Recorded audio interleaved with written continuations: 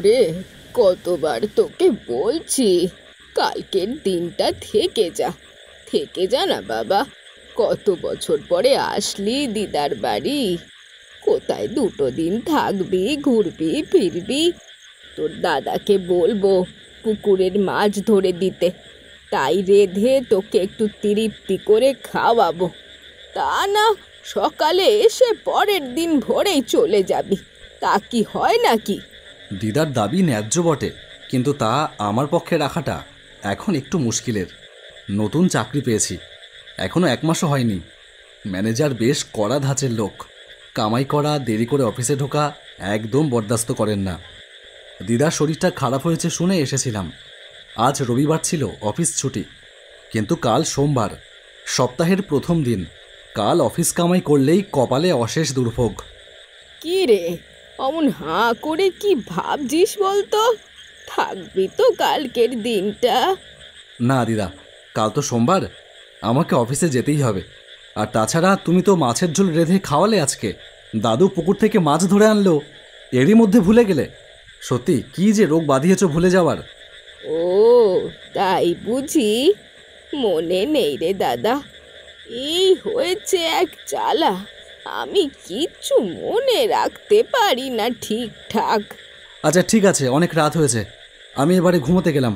আর শোনো, তুমি আমাকে কালকে ঠিক ভোর 4টের সময় ডেকে দিও। অত সকালে তো আর কোনো টোটো পাবো না, হেঁটেই স্টেশনে যেতে হবে। মোবাইলে অ্যালার্ম দিতাম, কিন্তু মোবাইলটায় চার্জ নেই, তাই সুইচ অফ হয়ে গেছে। তোমার বাড়ি তো সেই বিকেল থেকে কারেন্ট অফ। এটা তো আর মোর শহর না যে কারেন্ট গেলে সাথে সাথেই চলে আসবে। বিকেলের ঝড়ে কোথায় গাছের ডাল তারের ওপর এসে পড়ে আছে, সেসব ঠিক হতে হতে কাল সকাল, তারপরে কারেন্ট আসবে। ঠিক আছে, আমি তোকে ভোর 4টে ডেকে দেবো ক্ষণ। তুই তাহলে এখন ঘুমোতে যা।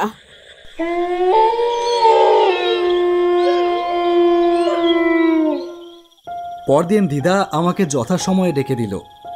দাদু তখনও ঘুম থেকে ওঠেনি। দিদাকে বিদায় জানিয়ে বাড়ি থেকে বেরিয়ে পড়লাম। কলকাতার একটা বেসরকারি কোম্পানিতে আমি নতুন চাকরি করছি। ভোর 5টার ট্রেন ধরে বারাসাতে পৌঁছে সেখান থেকে 11টার মধ্যে কলকাতার অফিসে আসতে হবে। দেরি হলেই ম্যানেজার খাতায় লাল কালি দেবে, মাইনে কাটবে, সেই সাথে দাঁত খিঁচুনি তো রয়েছেই। পাটুলি গ্রামের ভেতর দিয়ে সরু মাটির পায়ে চলা পথ।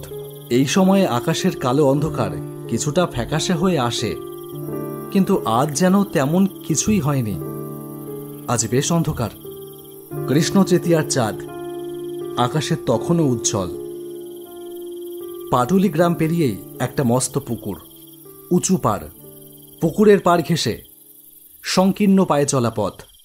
এই পথেই এর আগেও দাদুর বাড়ি এসেছি বেশ কয়েকবার, কিন্তু আজ কেমন যেন গাটা ছমছম করছে। বিশেষ করে এই পুকুর পাড়ে আসবার পর থেকেই গায়ে কেমন যেন কাটা দিচ্ছে, কি যেন ভয় মনে চেপে বসেছে।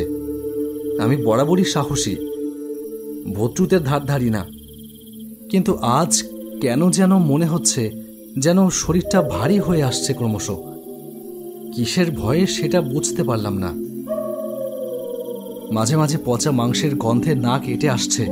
জঙ্গলের ভেতর কুকুর বেড়াল মরলে যেমন গন্ধ হয়, এই গন্ধ কিন্তু ঠিক তেমন গন্ধ নয়, এ যেন অন্যরকম পচা গন্ধ।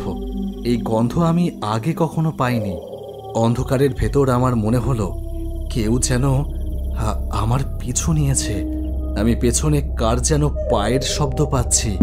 দাঁড়িয়ে পড়লাম, তারপর ভয়ে ভয়ে পেছনে ঘুরে তাকাতেই কাউকে দেখতে পেলাম না। আমি আবার হাঁটা শুরু করলাম, আবার সেই পায়ের শব্দটা শুনতে পেলাম। ভয়ে চমকে উঠে আবার দাঁড়িয়ে পড়লাম।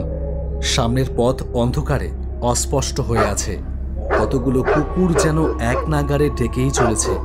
সেই সাথে শেয়ালের ডাক ভয়াবহতা আরও যেন খানিকটা বাড়িয়ে তুলেছে। আমার কপালে বিন্দু বিন্দু ঘাম ফুটে উঠল। হনহন করে হেঁটে চললাম।